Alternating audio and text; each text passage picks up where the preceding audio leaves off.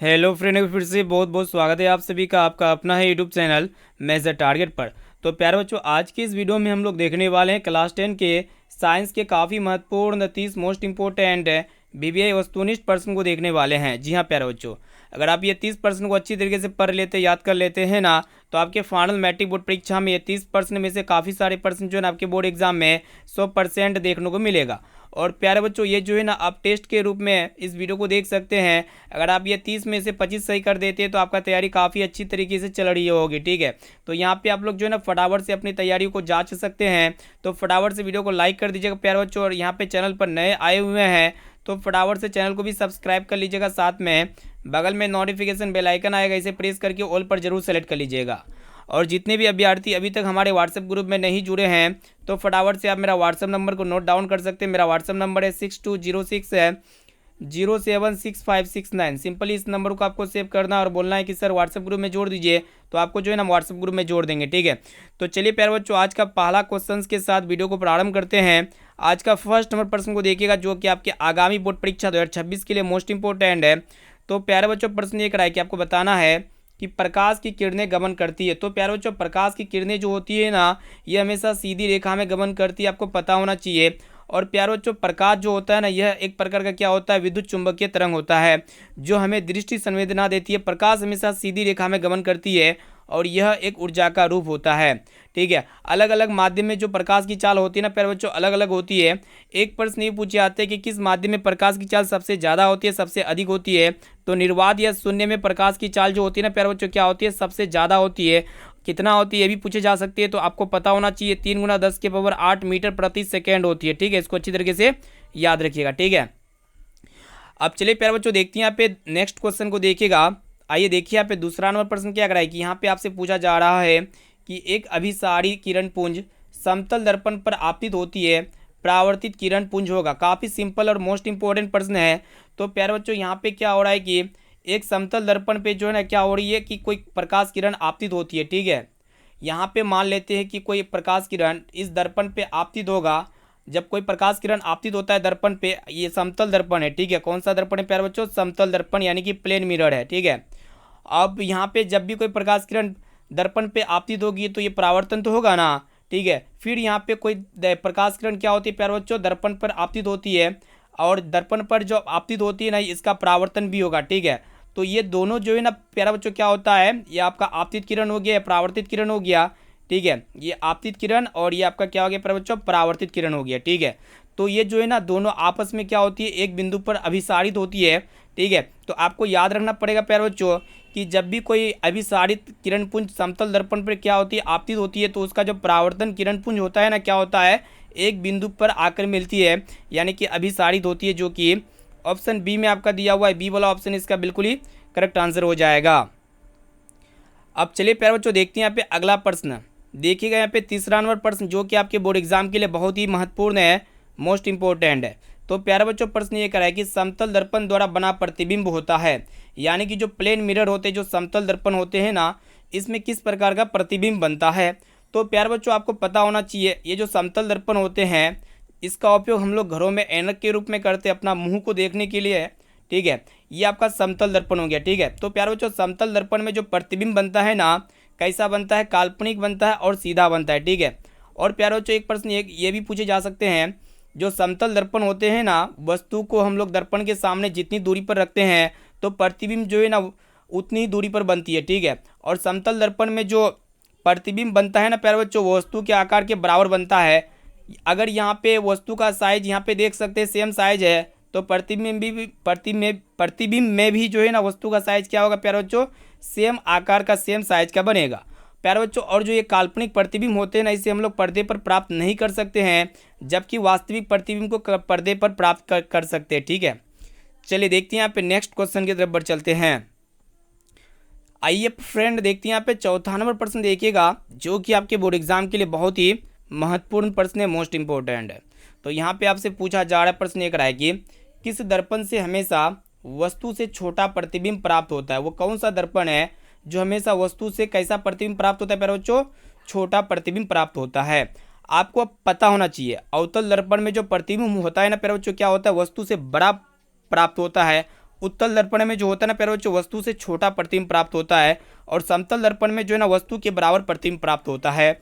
इसीलिए यहाँ पे इसका ऑप्शन नंबर ए जो है ना बिल्कुल ही करेक्ट आंसर हो जाएगा। एक प्रश्न ये भी पूछे आते हैं कि किस दर्पण का उपयोग वाहनों के साइड मिरर के रूप में मतलब किया जाता है। ये आपका क्या हो गया प्यारे बच्चों, साइड मिरर हो गया। ठीक है, कोई वाहन है, इसका साइड मिरर में हम लोग उत्तल दर्पण का उपयोग करते हैं। कौन सा दर्पण का उपयोग करते हैं? उत्तल दर्पण का उपयोग इसीलिए करते हैं क्योंकि उत्तल दर्पण में जो प्रतिबिंब बनता है ना, वो कैसा बनता है प्यारे बच्चों, छोटा बनता है, सीधा बनता है। ठीक है, छोटा बनता है, सीधा बनता है और काल्पनिक प्रतिबिंब बनता है। ठीक है, यानी कि जब पीछे से वाहन वगैरह आता है तो ये बहुत बड़ा वाहन को ये छोटा सा मिरर क्या कर लेता है प्यारे बच्चों, कवर कर लेता है। ठीक है, यानी कि बहुत बड़ा एरिया को एक छोटा सा मिरर क्या करता है प्यारे बच्चों, कैप्चर कर लेता है। ठीक है, इसलिए हम लोग क्या करते हैं कि उत्तल दर्पण में कौन सा दर्पण का उपयोग करते हैं, वाहन के साइड मिरर में कौन सा दर्पण का उपयोग करते हैं, उत्तल दर्पण का उपयोग करते हैं। ठीक है, इसको अब अच्छी तरीके से याद रखिएगा। अब चलिए प्यारे बच्चों देखते हैं यहाँ पे नेक्स्ट क्वेश्चन की तरफ बढ़ चलते हैं। प्रश्न ये कराए कि आपसे पूछा जा रहा है कि दर्पण सूत्र है, दर्पण का सूत्र क्या होगा, यानी कि जिसे हम लोग क्या कहते हैं प्यारे बच्चों, मिरर फॉर्मूला कहते हैं। तो दर्पण सूत्र में क्या होते हैं, जो 1/f होते हैं ना, वो 1/v प्लस 1/u के बराबर होते हैं। कहने का तात्पर्य ये होता है जहाँ f फोकस दूरी होते हैं, v प्रतिबिंब दूरी होते हैं और प्यारे बच्चों ये जो u होते हैं ना, ये वस्तु दूरी होते हैं। और दर्पण सूत्र में क्या होते हैं प्यारे बच्चों, ये प्लस होते हैं। ठीक है, और यहाँ पे जो आप ऑप्शन बी को देख सकते हैं, यहाँ पे क्या है 1/v माइनस 1/u बराबर 1/f। यह एक प्रकार का लेंस फार्मूला है, यानी कि लेंस सूत्र है। इसको आप अच्छी तरीके से याद रखिएगा। यहाँ पे हम जो है ना एक एक कॉन्सेप्ट को क्लियर करा रहे हैं। ठीक है, तो इसलिए जो भी विद्यार्थी अभी तक वीडियो को लाइक नहीं किए तो फटाफट से वीडियो को लाइक कर दीजिएगा। चैनल पर नए आए हुए हैं तो चैनल को भी सब्सक्राइब करके बेल आइकन को प्रेस करके जो है ना ऑल पर जरूर सेलेक्ट कर लीजिएगा। ठीक है, ताकि यहाँ पे जब भी कोई क्लास वगैरह हो तो आपको नोटिफिकेशन मिल जाए। अब आइए प्यारे बच्चों देखते हैं यहाँ पे नेक्स्ट क्वेश्चन की तरफ बढ़ चलते हैं। चलिए देखिए यहाँ पे छठा नंबर प्रश्न क्या कराए कि यहाँ पे आपसे पूछा जा रहा है कि फोकस दूरी जो है ना कितना सेंटीमीटर है, 20 सेंटीमीटर के अवतल दर्पण की वक्रता त्रिज्या क्या होगी। काफ़ी महत्वपूर्ण है। तो प्यारे बच्चों यहाँ पे फोकस दूरी कितना दिया हुआ देखिएगा, यहाँ पे एफ का मान जो है ना कितना दिया हुआ प्यारे बच्चों, 20 सेंटीमीटर दिया हुआ है। तो यहाँ पे आपसे पूछा जा रहा है कि वक्रता त्रिज्या क्या होगी। तो प्यारे बच्चों हम लोग जानते हैं जो फोकस दूरी होती है ना, वो वक्रता त्रिज्या की क्या होती है, आधी होती है। यानी कि फोकस दूरी और वक्रता त्रिज्या में क्या संबंध होते हैं, f बराबर r/2 होते हैं। ठीक है, तो यहाँ पे हमें जो है ना क्या प्राप्त करना होगा प्यारे बच्चों, r प्राप्त करना होगा। यानी कि वक्रता त्रिज्या क्या हो जाएगी, फोकस दूरी की दोगुनी हो जाएगी। तो सिंपली यहाँ पे वक्रता त्रिज्या को निकालने के लिए 2 से हम लोग क्या कर देंगे, फोकस दूरी को गुणा कर देंगे। तो यहाँ पे आपका 20 दूना 40 हो जाएगा। यानी कि वक्रता त्रिज्या कितना आ गया प्यारे बच्चों, देख सकते हो ऑप्शन सी में आपका दिया हुआ है। यहाँ पे ऑप्शन सी जो है ना बिल्कुल ही करेक्ट आंसर हो जाएगा। अब चलिए प्यारे बच्चों देखते हैं यहाँ पे अगला प्रश्न। आइए देखिए यहाँ पे 7वां नंबर प्रश्न, जो कि आपके बोर्ड एग्जाम के लिए बहुत ही महत्वपूर्ण है, मोस्ट इंपॉर्टेंट है। तो प्यारे बच्चों प्रश्न ये कराए कि देखिएगा कि आँख कान नाक गला चिकित्सक द्वारा उपयोग में लाया जाने वाला दर्पण है। कहने का तात्पर्य ये होता है आँख कान नाक, यानी कि जिसे हम लोग क्या कहते हैं प्यारे बच्चों, ENT कहते हैं। ठीक है, ENT जो होता है ना प्यारे बच्चों, वो क्या होता है आपको पता होना चाहिए। आँख कान नाक गला जो होते हैं ना प्यारे बच्चों, डॉक्टर अवतल दर्पण का उपयोग करते हैं। कौन सा दर्पण का उपयोग करते हैं डॉक्टर लोग चिकित्सा में, यानी कि मेडिकल फील्ड में कौन सा दर्पण का उपयोग करते हैं, अवतल दर्पण का उपयोग करते हैं। अवतल दर्पण का उपयोग इसीलिए करते हैं क्योंकि प्रकाश जो होता है ना प्यारे बच्चों, एक बिंदु पर फोकस करता है। ठीक है, जिससे रोगी के जिससे रोगी के क्या होते हैं, गले या फिर नाक के अंदर का भाग अधिक स्पष्ट और बड़ा दिखाई देता है। ठीक है, और प्यारे बच्चों ये जो अवतल दर्पण में जो प्रतिबिंब बनता है ना, वो कैसा बनता है, बड़ा बनता है, सीधा बनता है और आभासी बनता है। ठीक है, जिससे डॉक्टर को सूक्ष्म भाग को देखने में सहायता मिलती है। इसीलिए जो है ना डॉक्टर लोग क्या करते हैं, अवतल दर्पण का उपयोग अपने मेडिकल फील्ड में करते हैं, यानी कि ENT के रूप में करते हैं। ENT जो डॉक्टर होते हैं, आँख कान नाक गला वाले। ठीक है, तो यहाँ पे ऑप्शन नंबर बी जो है ना इसका बिल्कुल ही सही उत्तर हो जाएगा। अब चलिए प्यारे बच्चों देखते हैं यहाँ पे नेक्स्ट क्वेश्चन। आइए देखिए यहाँ पे 8वां नंबर प्रश्न क्या कराएगी। यहाँ पे आपसे पूछा जा रहा है कि वह यंत्र जिससे छोटी वस्तुओं को बड़ा करके देखा जाता है उसे क्या कहते हैं। बहुत ही सिंपल प्रश्न है। तो प्यारे बच्चों ये क्या एक प्रकार का माइक्रोस्कोप है, जिसे हम लोग क्या कहते हैं, सूक्ष्मदर्शी कहते हैं। ठीक है, इसका उपयोग हम लोग क्या करते हैं, छोटे से छोटी वस्तुओं को बड़ा करके देखने के लिए इसका उपयोग हम लोग करते हैं। ठीक है, इसको आपको याद होना चाहिए। जैसे कि छोटा से छोटा वस्तु क्या क्या हो सकते हैं, जीवाणु हो सकते हैं प्यारे बच्चों, जीवाणु हो सकते हैं, उसके बाद कोशिका हो सकते हैं।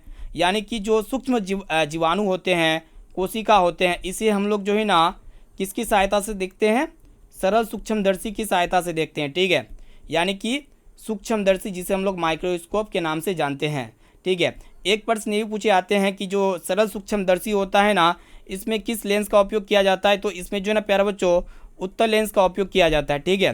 कौन सा लेंस का उपयोग किया जाता है, उत्तल लेंस का उपयोग किया जाता है। और प्यारे बच्चों ये जो दूरदर्शी होते हैं ना, इसका उपयोग जो है ना हम लोग क्या करते हैं, दूर की वस्तुओं को देखने के लिए करते हैं। जैसे कि दूर की वस्तु क्या क्या हो सकते हैं प्यारे बच्चों, सितारा हो सकता है, सितारे जो स्टार्स होते हैं, ग्रह हो सकते हैं यानी कि प्लैनेट्स हो सकते हैं, इस सब को हम लोग देखने के लिए दूरदर्शी का उपयोग करते हैं, ठीक है। अब चलिए प्यारे बच्चों देखते हैं यहाँ पे नेक्स्ट क्वेश्चन की तरफ बढ़ चलते हैं। अब आइए प्यारे बच्चों देखिए यहाँ पे नेक्स्ट क्वेश्चन क्या कराए कि यहाँ पे आपसे पूछा जा रहा है कि चिकित्सा क्षेत्र में किस दर्पण का प्रयोग किया जाता है, मोस्ट इंपॉर्टेंट है, ठीक है। चिकित्सा क्षेत्र यानी कि मेडिकल फील्ड में जो है ना किस दर्पण का प्रयोग किया जाता है, अभी अभी हम आपको बताए तो अवतल दर्पण का प्रयोग किया जाता है। यहाँ पे ए वाला ऑप्शन जो है ना इसका बिल्कुल ही करेक्ट आंसर हो जाएगा। अब आइए प्यारे बच्चों देखते हैं यहाँ पे नेक्स्ट क्वेश्चन। चलिए देखिए यहाँ पे 10वां नंबर प्रश्न जो कि आपके बोर्ड एग्जाम के लिए बहुत ही महत्वपूर्ण है, मोस्ट इंपॉर्टेंट है। तो यहाँ पे आपसे पूछा जा रहा है कि कौन सा लेंस अभिसारी लेंस भी कहलाता है, काफ़ी महत्वपूर्ण है। तो प्यारे बच्चों अभिसारी लेंस हम लोग जो है ना उत्तल लेंस को कहते हैं, क्योंकि ये प्रकाश किरणों को एक जगह इकट्ठा करती है बल्कि फैलाती नहीं है। और प्यारे बच्चों अपसारी लेंस जो है ना अवतल लेंस को कहते हैं, क्योंकि ये प्रकाश किरणों को इकट्ठा नहीं करती है बल्कि चारों दिशाओं में क्या करती है, फैला देती है। इसे आपको याद होना चाहिए। अब चलिए प्यारे बच्चों देखते हैं यहाँ पे अगला प्रश्न। चलिए देखिए यहाँ पे नेक्स्ट क्वेश्चन जो कि आपके बोर्ड एग्जाम के लिए बहुत ही महत्वपूर्ण प्रश्न है, लल्लन टॉप प्रश्न है। तो देख सकते हैं प्रश्न एक रहा है कि रासायनिक अभिक्रिया में जो पदार्थ भाग लेता है उसे क्या कहते हैं, काफ़ी महत्वपूर्ण है। तो प्यारे बच्चों जो भी केमिकल रिएक्शन होता है उसमें जो पदार्थ भाग लेता है ना उसे हम लोग क्या कहते हैं। सबसे पहले इसको एग्जाम्पल के माध्यम से समझते हैं। एक रासायनिक समीकरण को लिखते हैं, जैसे कि यहाँ पे H2 जो है ना यानी कि हाइड्रोजन ऑक्सीजन के साथ मिल करके जल नामक द्रव का निर्माण करता है, ठीक है। तो यहाँ पे देख सकते हैं जल नामक द्रव का निर्माण होने के लिए इसे किसकी मतलब दो चीज़ों की आवश्यकता पड़ी, एक हाइड्रोजन और एक ऑक्सीजन। ये दो जो है ना प्यारे बच्चों तत्वों की आवश्यकता हुई, तभी ये दोनों मिल करके किसका निर्माण हुआ, जल नामक द्रव का निर्माण हुआ। तो जल नामक द्रव का निर्माण होने के लिए इसे दो पदार्थ को भाग लेना पड़ा, एक हाइड्रोजन एक ऑक्सीजन, ठीक है। यानी कि रासायनिक अभिक्रिया में जो पदार्थ भाग लेता है ना तो उसको हम लोग क्या कहते हैं, अभिकारक कहते हैं या प्रतिकारक, या फिर जिसे हम लोग रिएक्टेंट के नाम से जानते हैं। और प्यारे बच्चों इनके फलस्वरूप जो नए पदार्थ का निर्माण होता है, जैसे कि जल नामक द्रव का निर्माण हुआ H2O जिसे हम लोग कहते हैं, तो यह एक प्रकार का क्या होता है प्यारे बच्चों, उत्पाद होता है, यानी कि अभिकारक होता है, जिसे हम लोग प्रोडक्ट भी कहते हैं, जो कि यहाँ पे ऑप्शन बी में आपका दिया हुआ है, ठीक है। रासायनिक अभिक्रिया के फलस्वरूप जो नए पदार्थ का निर्माण होता है वो आपका प्रतिफल या फिर उत्पाद हो सकता है। अब आइए प्यारे बच्चों देखते हैं यहाँ पे नेक्स्ट क्वेश्चन। चलिए देखिए यहाँ पे अगला प्रश्न 12 नंबर प्रश्न भी आपके बोर्ड एग्जाम के लिए बहुत ही महत्वपूर्ण है। तो प्यारे बच्चों प्रश्न ये कराए कि देखिएगा कि LPG एक गंधहीन गैस है, इसमें गंध के लिए क्या मिलाया जाता है। तो प्यारे बच्चों LPG जो होता है ना गंधहीन गैस होता है, यानी कि इसमें गंध वगैरह कुछ नहीं होता है। इसमें स्पेशली गंध के लिए जो है ना क्या मिलाया जाता है, एथिल मार्केप्टन नामक रसायन मिलाया जाता है, ताकि जब भी LPG गैस का रिसाव हो तो हमें पता चल जाए कि LPG गैस लीकेज हो गई है और हमें सतर्क हो जाना चाहिए और इसे बढ़िया से जो है ना क्या करना चाहिए प्यारे बच्चों, बंद कर देना चाहिए, ठीक है। इसीलिए जो है ना एथिल मार्केप्टन नामक क्या मिलाया जाता है, रसायन मिलाया जाता है। एक प्रश्न ये भी पूछे आते हैं कि LPG के प्रमुख घटक यानी कि मुख्य घटक क्या होते हैं। तो प्यारे बच्चों LPG के मुख्य घटक जो होते हैं ना प्यारे बच्चों क्या होते हैं, ब्यूटेन होते हैं। और प्यारे बच्चों एक प्रश्न ये पूछे आ सकते हैं कि LPG गैस के मतलब सहायक घटक क्या होते हैं, मीथेन होते हैं, साथ में इसे भी आपको याद होना चाहिए। अब चलिए प्यारे बच्चों देखते हैं यहाँ पे नेक्स्ट क्वेश्चन की तरफ बढ़ चलते हैं। चलिए देखिए यहाँ पे अगला प्रश्न क्या कर रहा है कि यहाँ पे आपसे पूछा जा रहा है कि चिप्स के पैकेट में कौन सा गैस भरा रहता है, मोस्ट इंपॉर्टेंट है। तो प्यारे बच्चों चिप्स जो आप लोग खाते हैं, कुरकुरे फुरकुरे जो भी यहाँ पे दुकान में आप पैकेट वाला सामान खाते हैं ना, तो उसमें जो मटेरियल रहता है हवा भरा हुआ रहता है, तो वो हवा जो है ना प्यारे बच्चों वो कौन सा गैस होता है, तो वो नाइट्रोजन गैस होता है, यानी कि N2 होता है। नाइट्रोजन गैस क्यों भरा जाता है आपको पता होना चाहिए, क्योंकि यह एक प्रकार का क्या होता है प्यारे बच्चों, निष्क्रिय गैस होता है, जो रासायनिक अभिक्रिया में आसानी से भाग नहीं लेता, इसीलिए यह खाद्य पदार्थ को लंबे समय तक सुरक्षित रखते हैं। ठीक है। और प्यारे बच्चों एक प्रश्न ये पूछे जाते हैं कि वायुमंडल में नाइट्रोजन गैस कितना प्रतिशत पाई जाती है, तो 78% नाइट्रोजन गैस पाई जाती है। और ऑक्सीजन गैस जो है प्यारे बच्चों लगभग 21% पाई जाती है। साथ में से भी आपको याद होना चाहिए। ठीक है। ये सभी प्रश्न इंपॉर्टेंट प्रश्न आपके सामने प्रस्तुत कर रहे हैं। ठीक है। अब आइए प्यारे बच्चों देखते हैं यहाँ पे अगला प्रश्न। देखिएगा, आपको बताना है कि श्वसन कैसी रासायनिक अभिक्रिया है, बहुत ही महत्वपूर्ण है, मोस्ट इंपॉर्टेंट है। ठीक है। तो प्यारे बच्चों श्वसन यानी कि सांस लेना। ठीक है। सांस हम लोग जो लेते हैं और छोड़ते हैं, तो ये किस प्रकार की रासायनिक अभिक्रिया होती है। तो प्यारे बच्चों जब आप लोग सांस को छोड़िएगा ना, तो उसके साथ साथ ऊष्मा का भी उत्सर्जन होता है। अगर आप कैसे इसको पता कीजिएगा, जब सांस को छोड़िएगा तो नाक को क्या कीजिएगा, हाथ को क्या कीजिएगा प्यारे बच्चों, नाक के पास लेके जाइए और यहाँ पे थोड़ा सटाइए। उसके बाद सांस को छोड़िए तो क्या होता है, ऊष्मा निकलती है, हीट निकलती है। तो जिसमें ऊष्मा का उत्सर्जन होता है तो वो क्या होता है प्यारे बच्चों, ऊष्मा क्षयपी रासायनिक अभिक्रिया होता है, जो कि ऑप्शन बी में आपका दिया हुआ है। यहाँ पे बी वाला ऑप्शन इसका बिल्कुल ही सही उत्तर हो जाएगा। ठीक है ना। चलिए देखते हैं यहाँ पे अगला प्रश्न। अब आइए प्यारे बच्चों देखते हैं यहाँ पे अगला प्रश्न। देखिएगा क्या करा है कि यहाँ पे आपसे पूछा जा रहा है कि निम्नलिखित में से कौन एक दहन अभिक्रिया है। दहन अभिक्रिया क्या होता है आपको पता होना चाहिए। ठीक है। काफ़ी महत्वपूर्ण प्रश्न आपके बोर्ड एग्जाम के लिए। तो प्यारे बच्चों दहन अभिक्रिया के लिए यहाँ पे दहन अभिक्रिया में क्या हो सकता है, कौन सा दहन अभिक्रिया है। तो दहन अभिक्रिया में क्या होता है प्यारे बच्चों, पेट्रोल का जलना। यानी कि पेट्रोल का जलना कहने का तात्पर्य होता है कि ये जो है ना जल के खत्म हो जाता है। ठीक है। पेट्रोल जल का बोलना दहन अभिक्रिया नहीं होगा, मोम का पिघलना नहीं होगा, बल्कि पेट्रोल का जलना क्या हो जाएगा, दहन अभिक्रिया होगा। क्योंकि मतलब यहाँ पे पेट्रोल को जलाने के लिए, पेट्रोल एक प्रकार का क्या हो गया प्यारे बच्चों, ईंधन हो गया। पेट्रोल क्या हो गया, ईंधन हो गया। ठीक है। इसको जलाने के लिए किसकी आवश्यकता होती है प्यारे बच्चों, ऑक्सीजन की आवश्यकता होती है। ठीक है। और इस अभिक्रिया को हम लोग कैसे तोड़ेंगे, यानी कि जो कोई भी ईंधन ऑक्सीजन से रिएक्शन करता है तो किसका निर्माण करता है, आपको पता होना चाहिए, जल का निर्माण करता है और इनके साथ साथ CO2 गैस निकलती है। ठीक है। ये दो चीज़ों की आवश्यकता होती है। ठीक है। तो यहाँ पे जो है ना ऑप्शन नंबर सी बिल्कुल ही करेक्ट आंसर हो जाएगा। पेट्रोल का जलना एक प्रकार का क्या है बच्चों, दहन अभिक्रिया है। ठीक है। चलिए देखते हैं यहाँ पे नेक्स्ट क्वेश्चन। अगला नंबर प्रश्न को देखिएगा, जो कि आपके बोर्ड एग्जाम के लिए बहुत ही महत्वपूर्ण है, मोस्ट इंपॉर्टेंट है प्यारे बच्चों। एक एक प्रश्न को यहाँ पे आप जो है ना अच्छी तरीके से याद करते हुए चलिएगा। और यहाँ पे इस टेस्ट को जो है ना प्यारे बच्चों बिल्कुल शुरू से लेकर आखिरी तक जरूर देखिएगा। और इस टेस्ट में जो है ना हम टोटली यहाँ पे 30 मोस्ट इंपॉर्टेंट ऑब्जेक्टिव क्वेश्चंस को लेके आ चुके हैं, जिनमें से आपको सिर्फ और सिर्फ केवल 25% का ही सही और सटीक आंसर बताना है। ठीक है। अगर आपका 30 में से 25 सही हो जाता है तो आपका तैयारी काफ़ी मस्त चल रही है। ठीक है। और यहाँ पे हम जो है ना बहुत ही जल्दी क्लास 10 के सभी विषयों का तैयारी यहाँ पे चैप्टर वाइज कराएंगे, पूरा सिलेबस के अकॉर्डिंग। जब तक यहाँ पे जो है ना सभी सब्जेक्ट का यहाँ पे हम लोग क्या कर रहे हैं प्यारे बच्चों, VVI सब्जेक्टिव और ऑब्जेक्टिव प्रश्न को यहाँ पे हम लोग डालते रहेंगे। ठीक है। तो यहाँ पे आप लोग क्लास को अगर सभी क्लास को देख लेते हैं ना, तो आपको काफ़ी सारे प्रश्न 100% यही क्लास से रहने वाला है। ठीक है। इन्हीं सभी क्लास से रहेगा। ठीक है। तो यहाँ पे देखिएगा प्यारे बच्चों प्रश्न ये करा है कि आपको बताना है कि प्रकाश संश्लेषण क्रिया में ऑक्सीजन बाहर निकलती है। काफ़ी महत्वपूर्ण है, बहुत ही महत्वपूर्ण है। ठीक है। तो प्यारे बच्चों प्रकाश संश्लेषण जो अभिक्रिया होता है, प्रकाश संश्लेषण क्रिया में ऑक्सीजन बाहर निकलती है। सबसे पहले प्रकाश संश्लेषण क्या होता है, प्रकाश संश्लेषण एक ऐसी अभिक्रिया होती है जिसमें पौधे सूर्य की उपस्थिति में वायुमंडल से क्या लेता है प्यारे बच्चों, CO2 लेता है, जमीन से क्या लेता है प्यारे बच्चों, जल लेता है। ठीक है। और स्टार्च के रूप में क्या करता है, स्टार्च बोले तो ग्लूकोज के रूप में अपना भोजन तैयार करता है। ठीक है। आपको पता होना चाहिए, वो होता है आपका क्या, प्रकाश संश्लेषण होता है। तो प्रकाश संश्लेषण का अगर यहाँ पे हम लोग रासायनिक समीकरण को लिखते हैं तो समीकरण कुछ इस प्रकार होता है, जैसे कि यहाँ पे देख सकते हैं 6CO2 प्लस और यहाँ पे 6H2O, ये दोनों आपस में सूर्य प्रकाश की उपस्थिति में क्या होगा प्यारे बच्चों, यहाँ प्रकाश होना चाहिए, रोशनी चाहिए। ठीक है। प्रकाश होना चाहिए। और तो यहाँ पे किसका निर्माण होगा, स्टार्च का निर्माण होगा या फिर ग्लूकोज का निर्माण होगा, जो कि ग्लूकोज का सूत्र क्या होता है, C6H12O6 होता है। और इनके साथ साथ यहाँ पे किसकी मतलब क्या निकलेगी प्यारे बच्चों, ऑक्सीजन बाहर निकलेगी। ठीक है।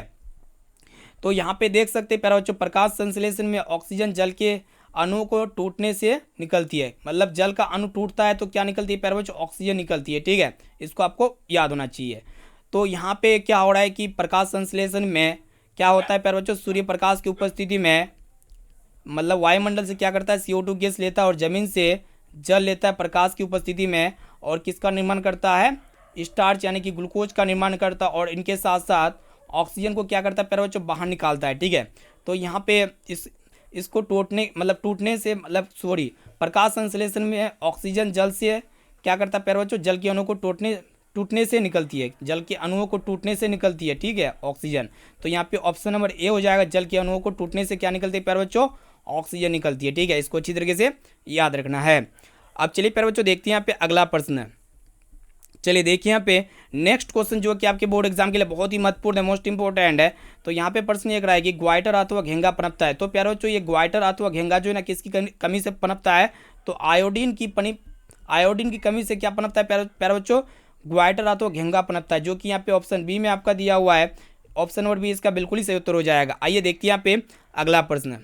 चलिए देखिए यहाँ पे नेक्स्ट क्वेश्चन क्या कराएगी, यहाँ पे आपको बताना है कि ग्लूकोज के एक अणु में ऑक्सीजन के कितने परमाणु होते हैं। तो सबसे पहले यहाँ पे आपको पता होना चाहिए प्यारे बच्चों, ग्लूकोज का अणुसूत्र क्या होता है, C6 होते हैं, H12 हो सकते हैं, होते हैं। उसके बाद यहाँ पे O6 होते हैं, C6 H12 O6, यानी कि कार्बन के 6 परमाणु होते हैं, हाइड्रोजन के 12 परमाणु होते हैं, और यहाँ पे ऑक्सीजन के कितने परमाणु होते हैं प्यारे बच्चों, 6 परमाणु होते हैं। तो यहाँ पे ऑक्सीजन के कितने परमाणु होते हैं, 6 परमाणु होते हैं, जो कि यहाँ पे ऑप्शन बी में आपका दिया हुआ, बी वाला ऑप्शन जो है ना बिल्कुल ही सही उत्तर हो जाएगा। अगर यहीं पे आपसे पूछा जाए कि ग्लूकोज के एक अणु में हाइड्रोजन के कितने परमाणु होते हैं, तो हाइड्रोजन के 12 परमाणु होते हैं, ठीक है।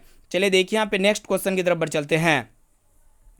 अब आइए प्यारे बच्चों देखते हैं यहाँ पे 19 नंबर प्रश्न जो कि आपके बोर्ड एग्जाम के लिए बहुत ही महत्वपूर्ण है, रामबन प्रश्न है। प्रश्न ये है कि आपको बताना है कि अमीबा अपना भोजन कैसे पकड़ता है, काफ़ी महत्वपूर्ण है, ठीक है। तो प्यारे बच्चों अमीबा जो होते हैं ना एक कोशिकीय अमर प्रोटोजोआ होता है, ठीक है। यहाँ पे अमीबा जो होता है ना प्यारे बच्चों अपना भोजन कैसे पकड़ता है, तो कुटपात के द्वारा पकड़ता है, जो कि ऑप्शन सी में आपका दिया हुआ है। सी वाला ऑप्शन इसका बिल्कुल ही करेक्ट आंसर हो जाएगा, ठीक है। चलिए देखते हैं यहाँ पे अगला प्रश्न की तरफ बढ़ चलते हैं। अब आइए प्यारे बच्चों देखिए यहाँ पे नेक्स्ट क्वेश्चन क्या कराए कि यहाँ पे आपको बताना है कि किसकी उपस्थिति के कारण पौधे का रंग हरा होता है, मोस्ट इंपॉर्टेंट है। तो प्यारे बच्चों यहाँ पे देखिएगा क्लोरोफिल के उपस्थिति के कारण क्या होता है, पौधे का रंग कैसा होता है प्यारे बच्चों, हरा होता है, ठीक है। एक प्रश्न ये पूछे जाते हैं आपके बोर्ड एग्जाम में कि मैग्नीशियम किस में पाया जाता है। तो प्यारे बच्चों मैग्नीशियम जो पाए जाते हैं ना, किस में पाए जाते हैं, क्लोरोफिल में जो है ना मैग्नीशियम पाए जाते हैं, आपको याद होना चाहिए, ठीक है। चलिए देखिए यहाँ पे नेक्स्ट क्वेश्चन देखिएगा, यहाँ पे क्या कराए कि यहाँ पे आपको बताना है कि अम्ल और क्षार आपस में अभिक्रिया कर बनाते हैं, यानी कि अम्ल और क्षार दोनों आपस में अभिक्रिया करके क्या बनाते हैं प्यारे बच्चों, लवण बनाते हैं, ठीक है, सामान्य लवण बनाते हैं। यानी कि जो सामान्य लवण क्या क्या हो सकते हैं आपका, NaCl एक प्रकार का क्या प्यारे बच्चों, सोडियम क्लोराइड सामान्य लवण है, ठीक है। और प्यारे बच्चों आपके बोर्ड एग्जाम में एक प्रश्न ये पूछे आते हैं कि क्षार का स्वाद कैसा होता है। तो प्यारे बच्चों क्षार का जो स्वाद होता है वो कैसा होता है, कड़वा होता है। और जो होते हैं ना प्यारे बच्चों अम्ल का स्वाद कैसा होता है प्यारे बच्चों, आपको पता ये होना चाहिए, खट्टा होता है, ठीक है। इसको अच्छी तरीके से याद रखिएगा क्योंकि आपके बोर्ड एग्जाम के लिए बहुत ही महत्वपूर्ण प्रश्न है। अब चलिए प्यारे बच्चों देखते हैं यहाँ पे नेक्स्ट क्वेश्चन की तरफ बढ़ चलते हैं। देखिएगा अगला प्रश्न क्या कर रहा है कि यहाँ पे आपसे पूछा जा रहा है कि अम्ल के जलीय विलयन में निम्नलिखित में से कौन उत्पन्न होते हैं, ठीक है। तो अम्ल के जलीय विलयन में जो है ना प्यारे बच्चों निम्नलिखित में से कौन उत्पन्न होते हैं वही आपको पता होना चाहिए। यानी कि जब भी कोई अम्ल जल में घुलता है, कोई भी अम्ल जो है ना प्यारे बच्चों किस में घुलता है, जल में घुलता है, ठीक है। तो H+ आयन उत्पन्न करते हैं, क्या उत्पन्न करते हैं प्यारे बच्चों, H+ आयन उत्पन्न करते हैं, जो कि यहाँ पे बी ऑप्शन में दिया हुआ है। इसका बी वाला ऑप्शन जो है ना बिल्कुल ही करेक्ट आंसर हो जाएगा। चलिए देखिए यहाँ पे नेक्स्ट क्वेश्चन। अब आइए प्यारे बच्चों देखिए यहाँ पे नेक्स्ट क्वेश्चन क्या कर रहा है कि यहाँ पे आपसे पूछा जा रहा है कि हमारे शरीर की pH का मान कितने बीच कार्य करता है, ठीक है। यानी कि हमारे शरीर का जो pH का मान होता है ना वो उसका रेंज कितना वही आपको वही आपसे पूछा जा रहा है, ठीक है। तो प्यारे बच्चों हमारे शरीर का जो pH मान होता है ना वो 7.0 से 7.8 के बीच होता है, जो कि ऑप्शन बी में आपका दिया हुआ है। यहाँ पे हमारा ऑप्शन नंबर बी जो है ना बिल्कुल ही करेक्ट आंसर हो जाएगा। अब चलिए प्यारे बच्चों देखते हैं यहाँ पे अगला प्रश्न। चलिए देखिए यहाँ पे अगला प्रश्न क्या कर रहा है कि यहाँ पे आपसे पूछा जा रहा है कि निम्नलिखित में से संश्लेषित सूचक है। तो यहाँ पे संश्लेषित सूचक कौन है। तो प्यारे बच्चों यहाँ पे देखिएगा हल्दी हो गया, उसके बाद यहाँ पे लाल गोभी हो गया, और यहाँ पे लिटमस पत्र, ये जो है ना तीनों क्या है प्यारे बच्चों, प्राकृतिक सूचक है। और यहाँ पे जो मिथाइल ऑरेंज है ना प्यारे बच्चों, ये क्या है, संश्लेषित सूचक है, जो कि ये ऑप्शन सी में आपका दिया हुआ है। सी वाला ऑप्शन इसका बिल्कुल ही सही उत्तर हो जाएगा। चलिए देखिए यहाँ पे नेक्स्ट क्वेश्चन। अब आइए प्यारे बच्चों देखिए यहाँ पे 25वां प्रश्न क्या कर रहा है कि यहाँ पे आपसे पूछा जा रहा है कि निम्नलिखित में से कौन सही है। तो प्यारे बच्चों यहाँ पे 4 को विकल्प दिया हुआ है, 4 ऑप्शंस दिया हुआ है, 4 ऑप्शंस में से एक विकल्प क्या होगा प्यारे बच्चों, सही होगा, ठीक है। तो यहाँ पे आपको सबसे पहले पता होना चाहिए जो वॉशिंग सोडा होता है, जिसे हम लोग क्या कहते हैं प्यारे बच्चों, धोवन सोडा के नाम से जानते हैं। इसका जो रासायनिक सूत्र होता है ना प्यारे बच्चों, क्या होता है, Na2CO3 10H2 होता है, क्योंकि धोने के सोडे में कितने अणु जल होते हैं प्यारे बच्चों, 10 अणु जल होते हैं, ठीक है। इसको अच्छी तरीके से याद रखिएगा, ठीक है। चलिए देखिए यहाँ पे नेक्स्ट क्वेश्चन की तरफ बढ़ चलते हैं। अब आइए प्यारे बच्चों देखिए यहाँ पे 10 नंबर प्रश्न क्या कर रहा है कि यहाँ 26 नंबर प्रश्न यहाँ पे है कि ग्रहणी भाग है। तो प्यारे बच्चों ग्रहणी भाग क्या होता है, सबसे पहले ये आपको पता होना चाहिए। ग्रहणी भाग जो होता है ना प्यारे बच्चों क्या होता है, ये छोटी आंत का प्रारंभिक भाग होता है। स्टार्टिंग वाला भाग को हम लोग क्या कहते हैं प्यारे बच्चों, ग्रहणी भाग कहते हैं। ठीक है, छोटी आंत का जो स्टार्टिंग वाला भाग होता है, जो प्रारंभिक जो भाग होता है ना, उसको हम लोग क्या कहते हैं, ग्रहणी भाग कहते हैं। ठीक है, और प्यारे बच्चों एक प्रश्न ये पूछे जाते हैं कि छोटी आंत की लंबाई कितनी होती है, तो 7 मीटर होती है। इसको अच्छी तरीके से याद रखिएगा। ठीक है, मतलब छोटी आंत किसका, मानव शरीर का जो छोटी आंत होता है ना, इसकी लंबाई कितनी होती है प्यारे बच्चों, 7 मीटर होती है। इसको अच्छी तरीके से याद रखिएगा। चलिए प्यारे बच्चों देखते हैं यहाँ पे अगला प्रश्न। देखिए यहाँ पे अगला प्रश्न क्या कर रहा है कि यहाँ पे आपसे पूछा जा रहा है कि पौधों में प्रकाश संश्लेषण का स्थान है। तो प्यारे बच्चों पौधों में प्रकाश संश्लेषण का स्थान जो है ना क्या है, क्लोरोप्लास्ट है। क्या है प्यारे बच्चों, क्लोरोप्लास्ट है। इसको अच्छी तरीके से याद रखिएगा। ऑप्शन बी बिल्कुल ही सही उत्तर हो जाएगा। एक प्रश्न नहीं पूछा था आपके एग्जाम में कि कोशिका का पावर हाउस किसे कहा जाता है। तो प्यारे बच्चों माइटोकॉन्ड्रिया को जो है ना कोशिका का क्या कहा जाता है, पावर हाउस कहा जाता है। इसे आपको याद होना चाहिए। अब आइए प्यारे बच्चों देखिए यहाँ पे अगला प्रश्न देखिएगा, काफी महत्वपूर्ण। यहाँ पे आपसे पूछा जा रहा है कि एक वयस्क मनुष्य के कितने दांत होते हैं। तो प्यारे बच्चों एक एडल्ट ह्यूमन का जो दांत होगा ना प्यारे बच्चों, कितने दांत होते हैं, 32 दांत होते हैं। कितने दांत होते हैं, 32 दांत होते हैं। ये सभी को पता होना चाहिए। चलिए देखिए यहाँ पे नेक्स्ट क्वेश्चन। आइए देखिए यहाँ पे अगला प्रश्न क्या कर रहा है कि यहाँ पे आपको बताना है कि दांत का कठोरतम भाग है। तो प्यारे बच्चों शरीर का जो सबसे कठोरतम भाग कौन सा होता है, तो एनामेल होता है। ठीक है, ऑप्शन नंबर बी इसका बिल्कुल ही सही उत्तर हो जाएगा। तो दांत का जो कठोरतम भाग होता है वो एनामेल तो होता ही है। इनके साथ साथ शरीर का जो सबसे कठोरतम भाग कौन सा होता है प्यारे बच्चों, एनामेल होता है। अब आइए प्यारे बच्चों देखिए यहाँ पे नेक्स्ट क्वेश्चन और लास्ट नंबर प्रश्न जो कि आपके एग्जाम के लिए बहुत ही महत्वपूर्ण है और लास्ट नंबर यहाँ पे टेस्ट को दे रहे हैं। देखिएगा यहाँ पे क्या करा है कि यहाँ पे आपको बताना है कि निम्नलिखित में से किससे रंध्र के छिद्र घिरे रहते हैं। ठीक है, तो रंध्र के जो छिद्र घिरे रहते हैं ना प्यारे बच्चों, किससे घिरे रहते हैं, गाढ़ कोशिकाओं से घिरे रहते हैं। आपको पता होना चाहिए हर रंध्र के चारों तरफ गाढ़ कोशिकाएं होती है। जितने भी रंध्र वगैरह होते हैं, रंध्र कहाँ पे पाई जाती है प्यारे बच्चों, पेड़ पौधे का जो पत्ती होता है निचली सतह में रंध्र पाई जाती है। ठीक है, इसी रंध्र की मदद से क्या करते हैं, गैसों का आदान प्रदान करते हैं पेड़ पौधे। ठीक है, और ये रंध्र जो घिरे होते हैं ना, किससे घिरे होते हैं, गाढ़ कोशिकाएं से घिरे होते हैं। ठीक है, और ये गाढ़ कोशिकाएं रंध्र के छिद्र को खोलने और बंद करने का कार्य करता है। ठीक है, इसको आपको याद होना चाहिए। यहाँ पे बी वाला ऑप्शन इसका बिल्कुल ही करेक्ट आंसर हो जाएगा। तो प्यारे बच्चों यहाँ पे हम लोग फाइनली जो ना क्लास 10 के साइंस का धमाकेदार 30 ऑनलाइन टेस्ट को दे चुके हैं और ये 30 में से आप कितना परसेंट का सही और सटीक आंसर दे पाए, इसका जवाब जो है ना आप हमें इसी वीडियो में बेझिझक कमेंट सेक्शन में जाके बता सकते हैं। और जितने भी अभ्यर्थी अभी तक वीडियो को लाइक नहीं किए ना, तो फटाफट से वीडियो को क्या कीजिएगा प्यारे बच्चों, लाइक कर दीजिएगा। और यहाँ पे चैनल पर नए हैं तो चैनल को भी क्या कर दीजिएगा प्यारे बच्चों, सब्सक्राइब कर लीजिएगा। साथ में बगल में नोटिफिकेशन बेल आइकन को प्रेस करके ऑल पर जरूर सेलेक्ट कर लीजिएगा। और जितने भी अभ्यर्थी अभी तक हमारे व्हाट्सएप ग्रुप में नहीं जुड़े हैं तो फटाफट से आप मेरा व्हाट्सएप नंबर को नोट डाउन कर सकते हैं। मेरा व्हाट्सएप नंबर है 6206076569। इस नंबर को आप सेव कीजिए और बोलिए कि सर हमें व्हाट्सएप ग्रुप में जोड़ दीजिए, तो हम जो है ना आपको व्हाट्सएप ग्रुप में ऐड कर देंगे। ठीक है, तो प्यारे बच्चों फिर मिलते हैं यहाँ पे अगले क्लास में। अभी के लिए इतना प्यारे बच्चों, थैंक यू।